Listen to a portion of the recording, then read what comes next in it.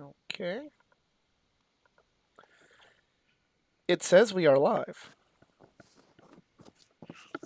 Do you trust it? I don't know.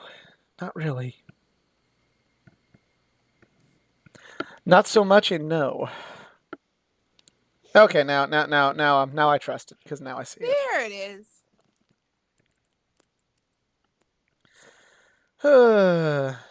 Maybe now time to put this out for the wonderful people that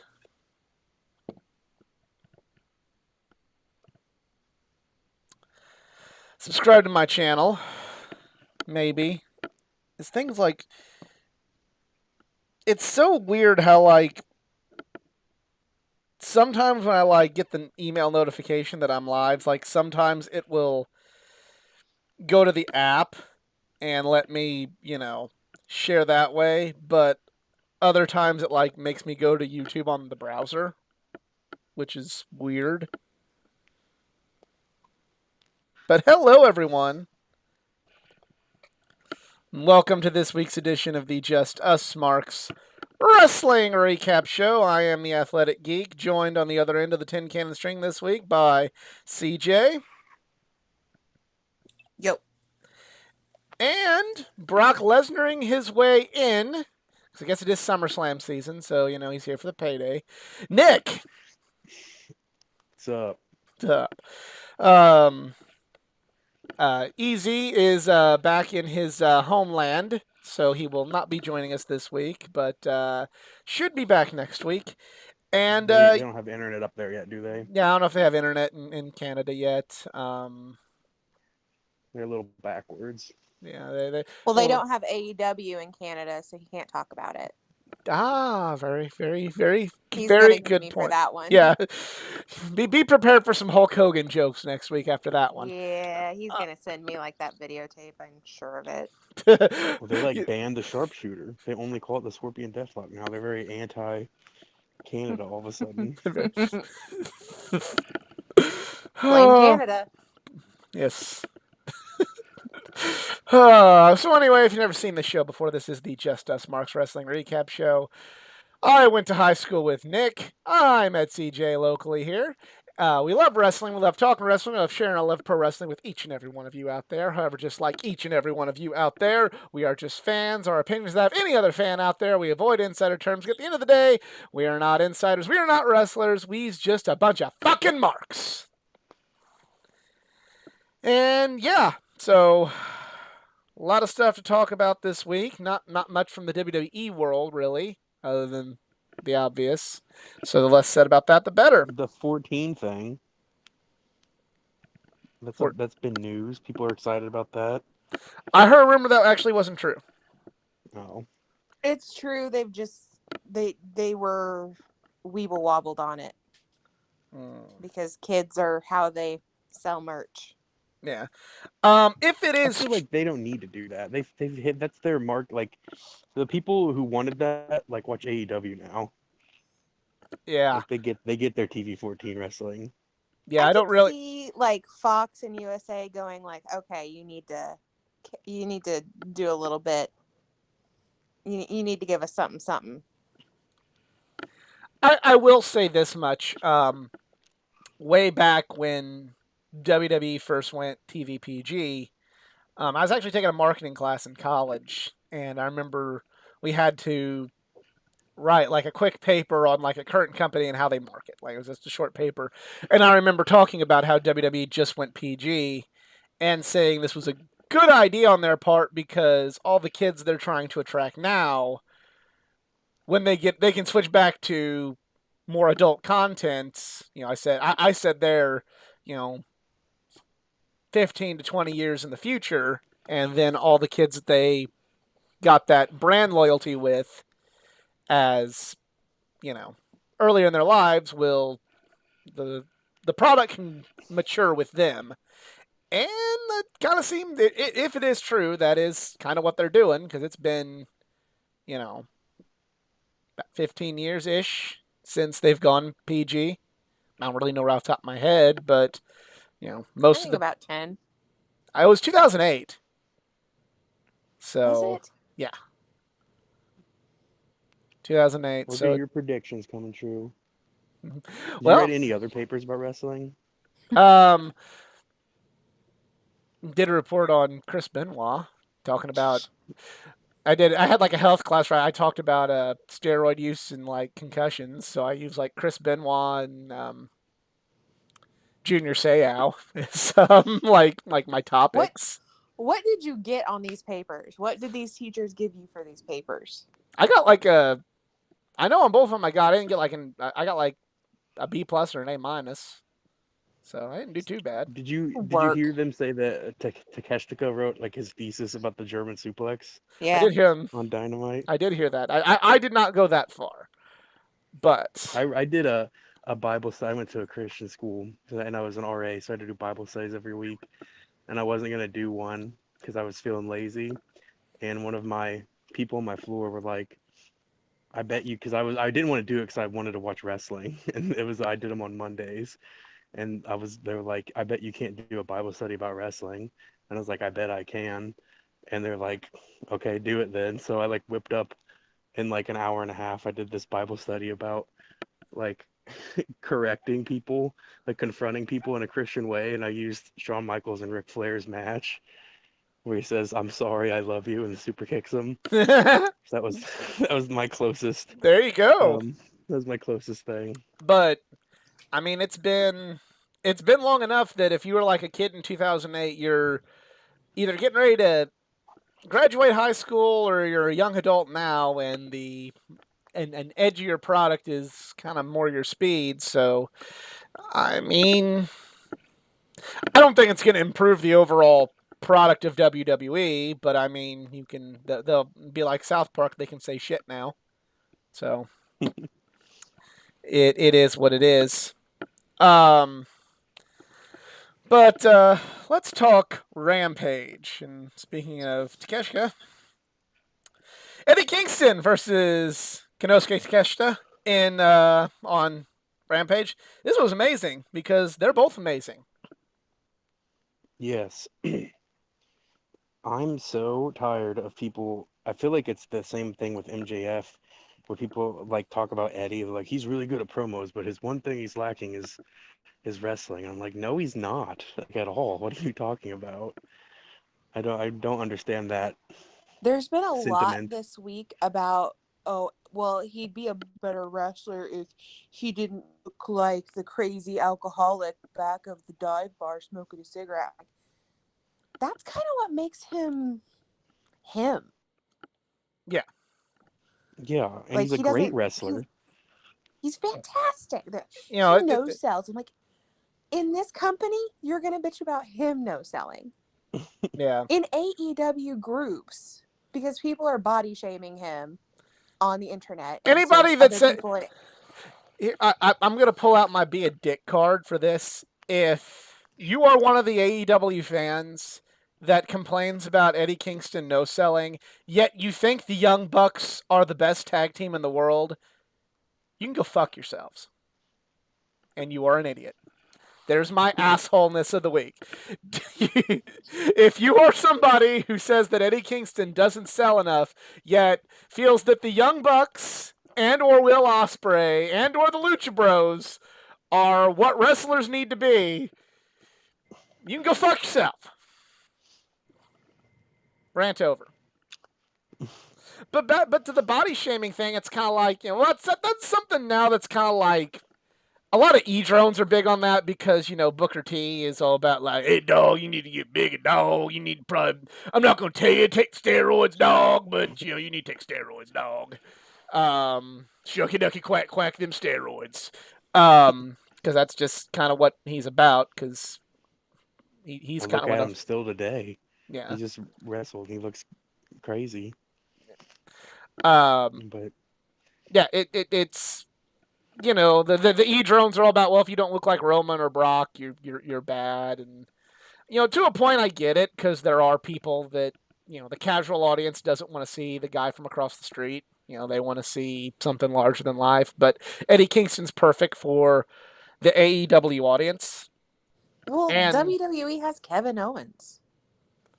Yeah, but that's Everybody different. loves Kevin Owens. Yeah, but that's different because reasons. WWE forever. Because one of them's Well, I white. think he gets that. I think Owens gets that as well. Yeah. He does To to be a fair, point, but I don't hear him like everybody going off on him as much. I don't know, No, just because of the but company he works for, but I you're outing yourself as like your mindset of wrestling is like shitty wrestling if that's really important to you. Mhm.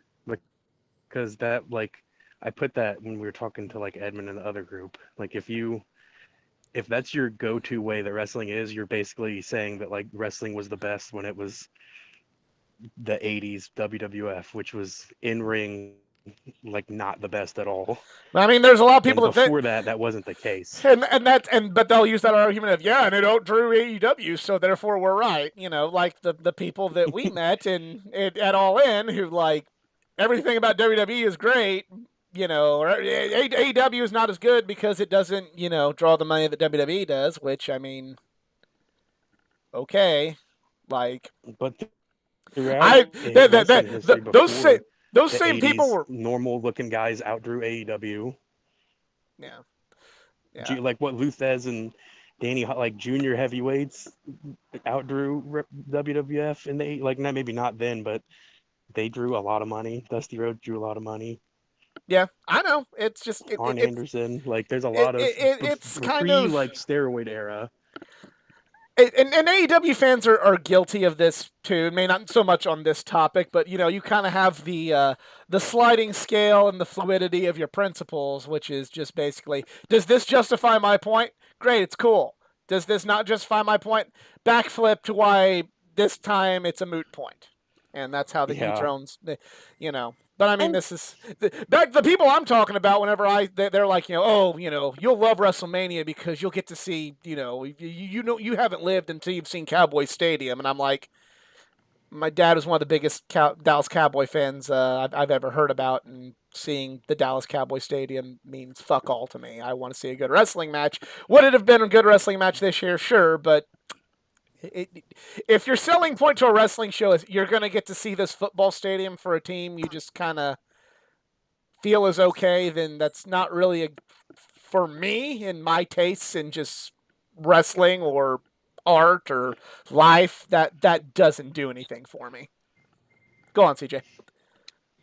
no, I was just gonna say it's the sad part is it's more than just the e-drones that are going on about Eddie and the way he looks and the way he wrestles and everything's wrong about him. Like there are some people that are just so set in their mind that they're right and you're wrong and there's nothing you can do about it and you can't change their minds, but it's just, they're pointing out the most ridiculous shit. He can't talk, he just rants. He can't wrestle, he can't sell. He can only do like 5 moves. He can't tell a he story. gets gassed. Yeah. Yeah. All that's just not true. I mean, again, if you want to, if you want to go that, if people want to go that route and nitpick, okay, hey, Young Bucks can't do an interview for shit. Their go-to is look at what an outside of, we talked about this last week. Their go-to is a critic of wrestling that's not supposed to exist in our canon says that our matches are great, even though we lose those matches half the time. That's a Young Bucks promo. I mean, if you want to get right down to it, like if you want to sit down and nitpick everything, by the end of this, we could probably say that Ricky Steamboat, Shawn Michaels, and Bret Hart are the worst. If we want to nitpick. Yeah, you can nitpick anything to make your point. Like you said, ignore the good parts, focus on the bad parts of anybody. Yeah, it's just. But no, like he's great. He should be a world champion. I agree. I mean, I know that's gonna piss some people off, and I know the e-drones are gonna kind of have their look at their champion, he's fat moment, but whatever. And then there's gonna be some people within the AEW fan base going, don't you know that like Adam Cole's on your roster? Like seriously, like he's like a better everything. So like you're gonna have that happen. But if you want to talk about, I will I think he's a tremendous wrestler. I mean, and if I even want to like speak their language, he has a 5-star match from Dave, you guys. So, um, that's it, to lower myself down to there, sure, but as far as like being world champion, he's got the best character and he's a good wrestler. Everything he does is believable. He makes you believe in the story. I know storytelling's passe to some people, but it's true. No, he's awesome, and the match is awesome, and I like diversity in my wrestling of style and body type and promo type. Like, even if, I mean, that's all true that he doesn't have a chiseled physique and he doesn't wrestle like a luchador, and I mean, I don't know how anyone can really critique his promos. I don't understand that one, but yeah, I just like, Yeah. I don't want everyone to look exactly the Well, same. people critique his promos because he doesn't, he's not CM Punk or he's not MJF. Do we just want like 45 Paul Orndorffs on the roster just fighting each other? Like, I don't like. I don't understand. Paul Orndorff's who Like, we're going with on this one. Okay. I'm not complaining. What? I'm just saying. I said Paul Orndorff's who we're going on this one. Okay. Like, I'm not complaining. It's not bad, but it's just kind of like, there's a name I didn't expect. Well, he's just who I think of like a guy that has who looks like a wrestler from the 80s that was okay. Like, you know what I mean? Yeah. I mean, no, I've come to the conclusion that like probably at least a third of the fan base here in AEW, like if you don't wrestle like Kenny Omega and don't cut a promo like CM Punk, you're like not as good. I kind of feel like Eddie does that though. I feel like he does wrestle like not like exactly like Omega, but he wrestles like a Japanese style and he cuts a promo. I don't know. I know what you're saying, but like I feel like of all the people to critique for those things, he's the last one you would do it to.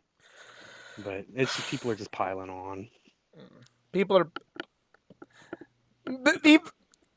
We are very guilty, and I'm guilty of it too. Like, there's something that we like and what we want, and when we don't get it, we're mad. And like I said, there's a section of the audience that's like, "Is this not Kenny Omega?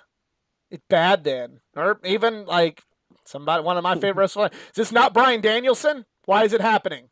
Mm-hmm. So, moving on. The Gates of Agony versus Lee Moriarty and Jonathan Gresham.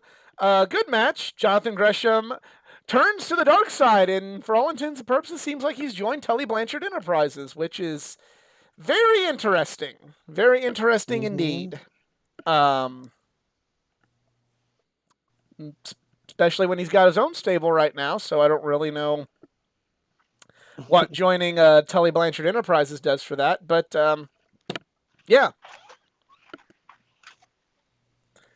What's everybody think of this decision for Jonathan Gresham?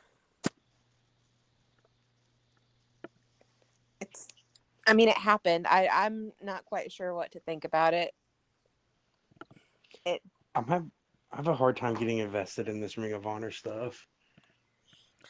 Well, they kind of like they'll start and go like, oh, we're gonna run a pay-per-view, so we need to advertise it, and so okay, sections of AEW television are going to be used to advertise this, and we don't really let people get invested in the characters of the show. You just like they just kind of prop them out there and just do like oh here we go, like they're here. I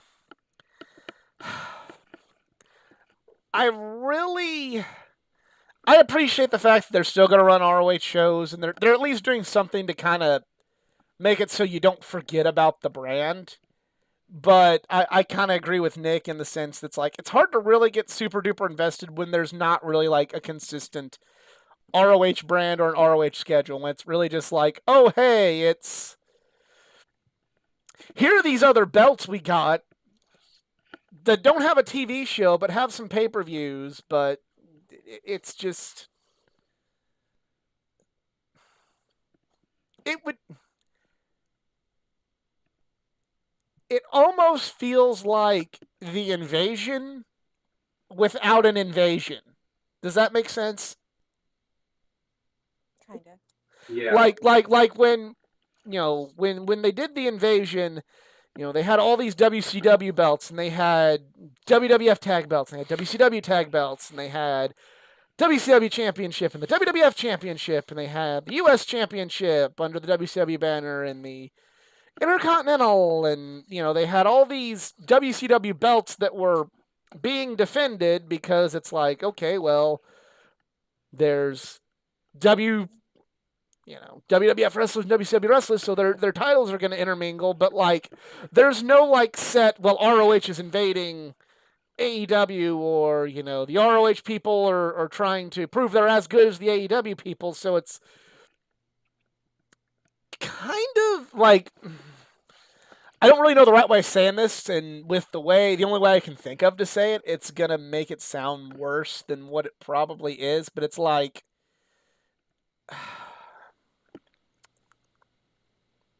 it's like fighting over nothing. Because at least with the invasion, it like, oh, well, they wanted to, if a WCW wrestler took a WWF championship, ooh, that's sticking it to the other side. But oh no, a WWF wrestler took a WCW championship, and then like now it's just kind of like there's nothing there, so it's just kind of like, okay, here are belts. Here are Well, belts. it's very similar to that early invasion era because they also didn't know what they were going to do with WCW then either. They were like, are we going to make it a different brand? Are we going to have a WCW show? Are we going to incorporate them? You know what I mean? Like, and that's basically what they're doing with Ring of Honor. Like, is this a feeder system? Is this going to be its own thing?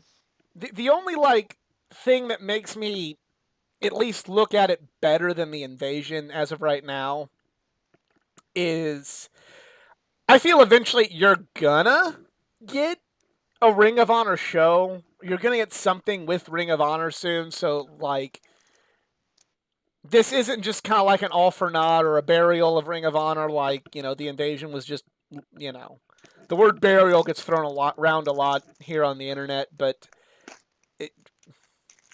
that was a burial of WCW. This I don't feel like it's being done malicious, but it's just kind of like it. They're just kind of putting the horse before the buggy a little bit, which I get. Hey, when we see Jonathan Gresham, we see the ROH, world title and the ROH tag belts and the ROH TV belt. We know that Ring of Honor exists, and there are going to be, there's at least pay-per-view. But at the same time, it's hard to get invested when there's like, it's just all kind of intermingled. And it's kind of like, oh, hey, look, there's a Ring of Honor guy. Oh, is he going to do more? Absolutely not. Oh, Dalton Castle's on TV. Oh, okay. We're going to like, he's going to feud with some other ROH guys, maybe give him a spot on AEW pay-per-view or one of these, or an AEW show where they can build like a program with him and, anybody that was with Ring of Honor. Nope, we're not going to see Dalton Castle again. Oh. I don't know. CJ, what's your take? I think that this is going to be a really interesting study on wrestling for these hardcore fans that Tony Khan likes to gear his stuff towards, because they're going to have a whole pay-per-view that's you're going to have to pay money for without any real build or a lot of storyline in it. It's going to be like, watch it for the match. And right. That's kind of, it's what the hardcore fans typically kind of say they want good quality matches, but we'll see like how doable that is financially. I think that we're going to get ROH programming eventually. It's a big legal mess, and that takes time to work through, especially if it's not running directly under AEW. And I think Tony Khan knows what he wants to do with it. I think that there's a plan. We just haven't been informed of it yet, because several people have kind of alluded to the fact that he has signed a lot more people that we don't know about. Claudio is one of them. He had been under contract for at least a month or two, and just nobody else but Tony Khan and him knew that he had signed a contract with Tony. And then when Bryan Danielson said something about it, he was like, "Oh, funny you mentioned that. I actually already have him under contract, so we'll just bring him in for this." Like, he had signed him for ROH. So he's got people. He has an idea, I think. He just can't put it all the way out there. It's just, I don't know that I would run a pay-per-view without the full scope before it. It's Right.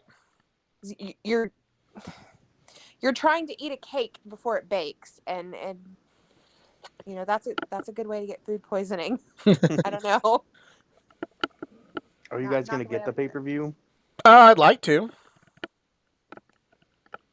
You know, How much are the pay-per-views? that's gonna depend because, like, if the ROH pay-per-views jump up in price like AEW tickets sure have, Jesus then Christ.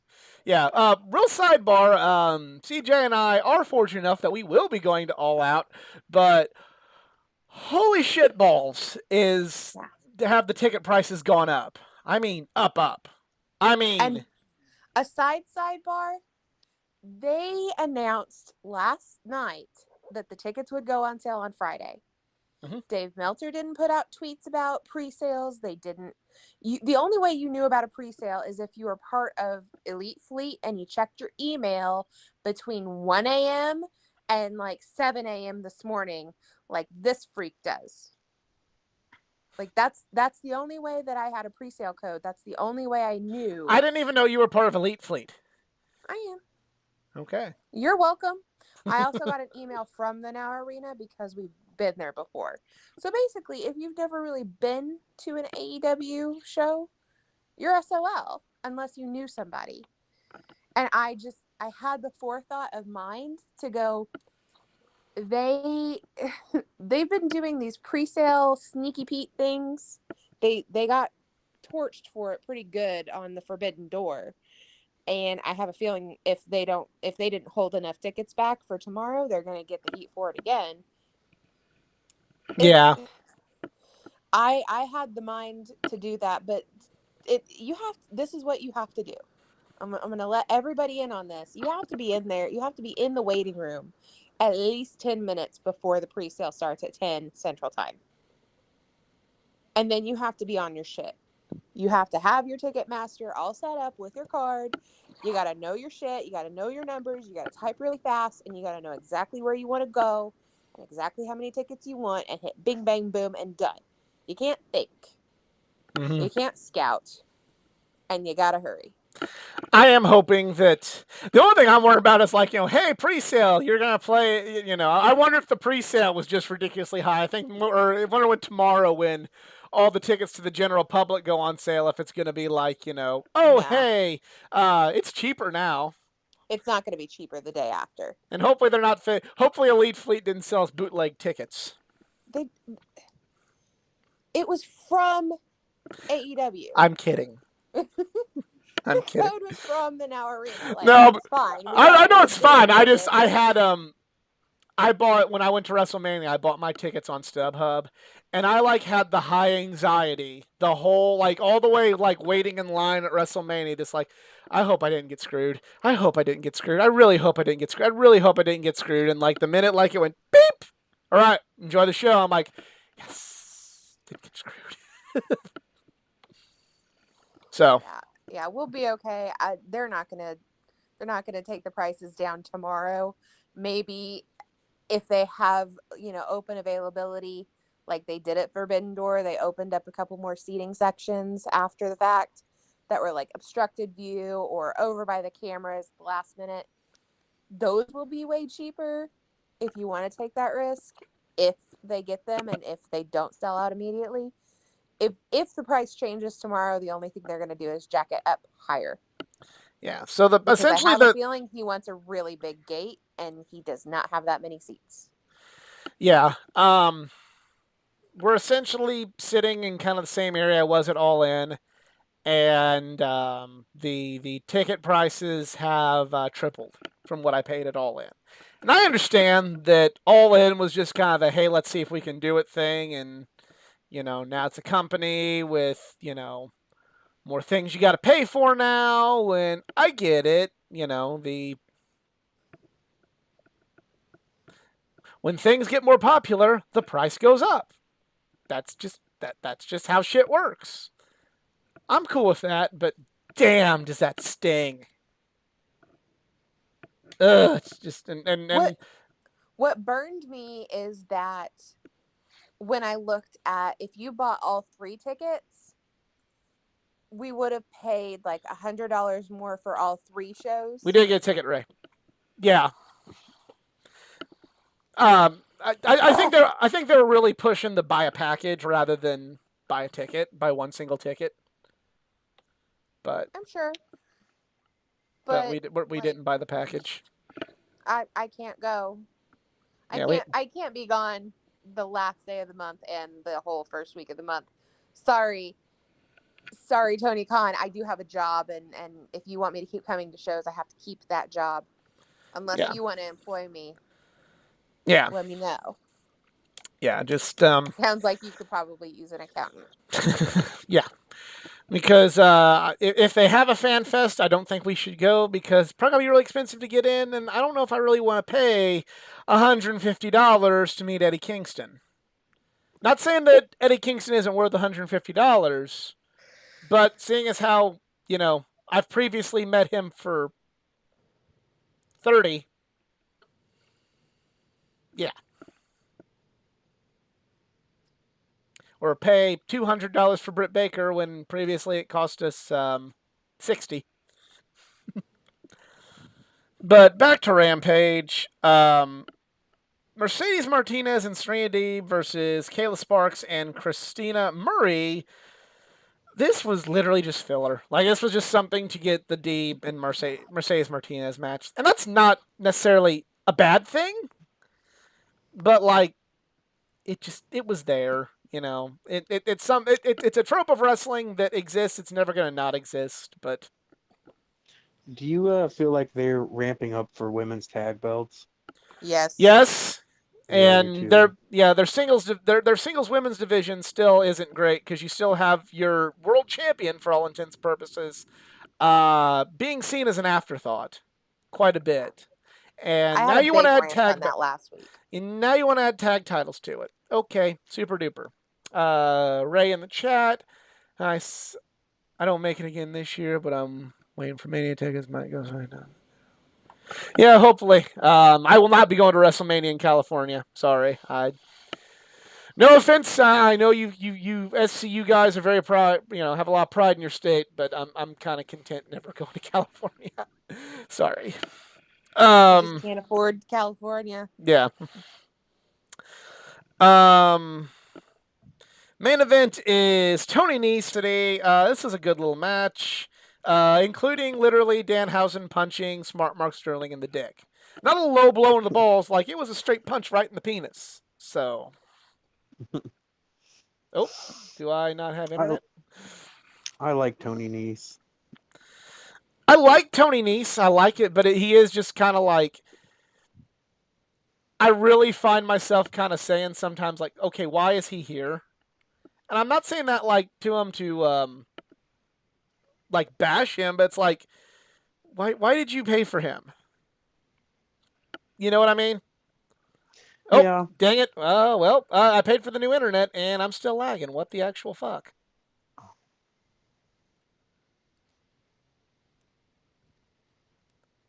You gotta love that.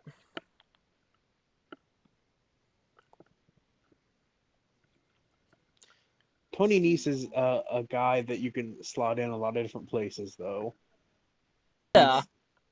He can have a good match. He looks like $1,000,000, even though he's small. You know what I mean? He's got like 25 abs.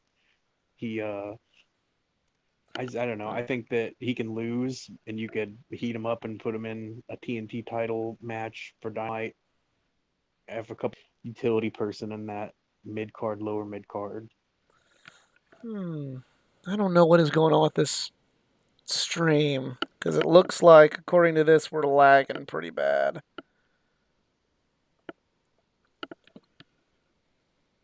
Gotta love that.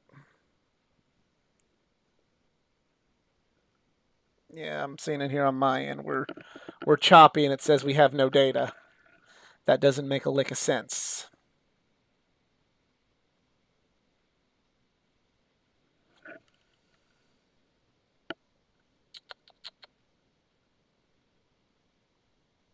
You have multiple ISPs down there, up there? No. We Oh. have the You one said that's you paid for new internet. I paid for like more gigs. Oh, okay. But now, like, ironically, I pay for the more gigs and this shit's happening. It may be your equipment though. Do you have a new router and modem? No. But like all they That's have to do is probably just what turn. it is then. They just got to turn a switch. It's nothing to do with that. Hang on. No. I'm saying like you could pay